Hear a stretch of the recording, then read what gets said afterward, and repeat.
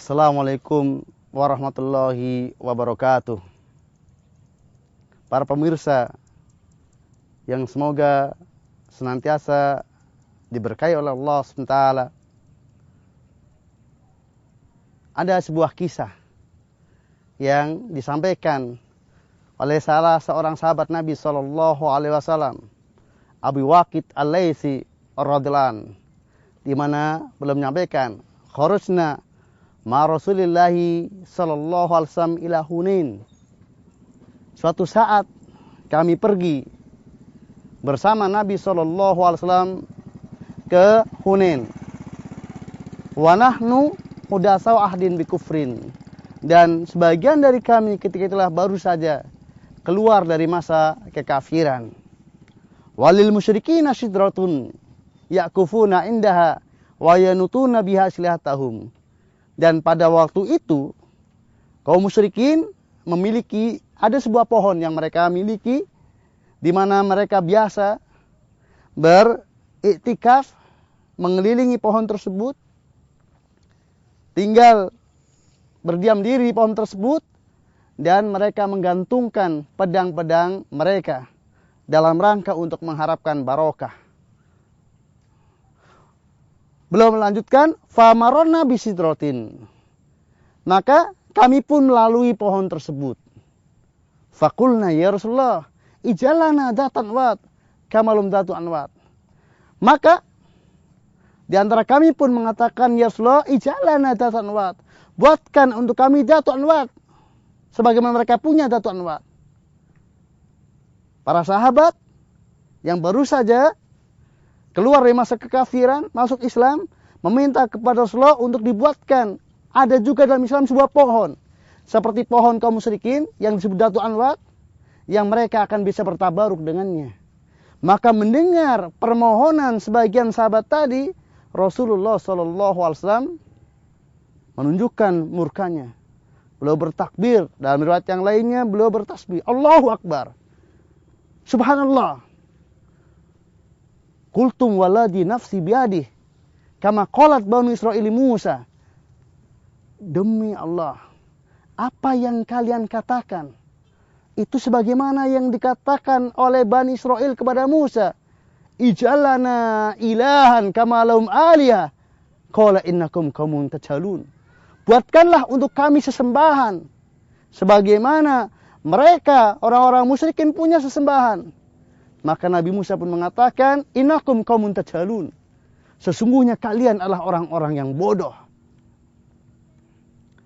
Lalu Nabi SAW melanjutkan, latarkabunna sunana man kana qablakum. Sungguh kalian akan mengikuti jejak umat-umat sebelum kalian. Para pemirsa, azanallahu wa iyyakum. Berdasarkan kisah di atas, maka kita bisa ambil pelajaran bahwa sekaliber para sahabat Nabi SAW yang mereka terdidik di hadapan Nabi SAW, namun ketika belum sampai kepadanya sebuah pelajaran, padahal itu bagian dari kesyirikan, hampir saja mereka terjerumus ke dalam kesyirikan. Maka ini menjadi perhatian bagi kita semuanya. Siapa saja di antara kita, apabila kita tidak mengetahui secara terperinci, secara detail dari perkara-perkara kesyirikan, hampir pasti kita akan terjerumus ke dalamnya. Dan ini semestinya membuat motivasi. Kita menjadi termotivasi untuk kemudian belajar lebih jauh, belajar lebih terperinci tentang hakikat mentauhidkan Allah dan hakikat mempersekutukan Allah. Kita mempelajari bagaimana mentauhidkan Allah supaya kita bisa merealisasikannya. Dan kita mempelajari bentuk-bentuk kesyirikan supaya kita bisa terhindar darinya. Kisah di atas tentang sebagian sahabat Nabi SAW yang hampir saja mereka terjerumus dalam kesyirikan. Kalau mereka tidak meminta pertimbangan kepada Nabi SAW terlebih dahulu. Dan Nabi SAW menyamakan permohonan mereka dengan permohonan Bani Israel. Dan kita tahu bahwasanya Bani Israel yang kemudian beriman kepada Nabi Musa AS adalah orang-orang pilihan. Namun demikian, mereka pun hampir saja terjerumus dalam kesyirikan. Dan itu diabadikan oleh Allah tentang kisah mereka. Ketika mereka meminta kepada Nabi Musa AS untuk dibuatkan sesembahan sebagaimana orang-orang musyrik punya sembahan. Ini menunjukkan bahwasanya kesyirikan memiliki daya tarik yang sangat besar.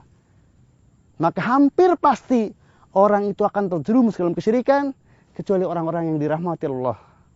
Kecuali orang-orang yang dirahmati oleh Allah, yang mendapatkan taufik dari Allah, itulah yang akan selamat dari kesyirikan. Dan untuk mendapatkan taufik Allah, untuk mendapatkan rahmat Allah, maka kita mencari sebab, kita mengambil sebab-sebab yang akan bisa menyelamatkan kita dari terjerumus ke dalam malapetaka yang sangat mengerikan, yaitu mempersekutukan Allah Ta'ala, sehingga kemudian dunia dan akhirat kita hancur karenanya. Mudah-mudahan Allah Ta'ala senantiasa memberikan taufik kepada kita semuanya, untuk kita selamat dalam kehidupan kita di dunia, kita hidup di atas tauhid, dan kemudian kita meninggal dengan membawa tauhid. Amin ya rabbal alamin. Demikian yang sedikit ini semoga bermanfaat bagi kita semuanya. Subhanakallahumma wa bihamdika asyhadu an la ilaha illa anta astaghfiruka wa atubu ilaik.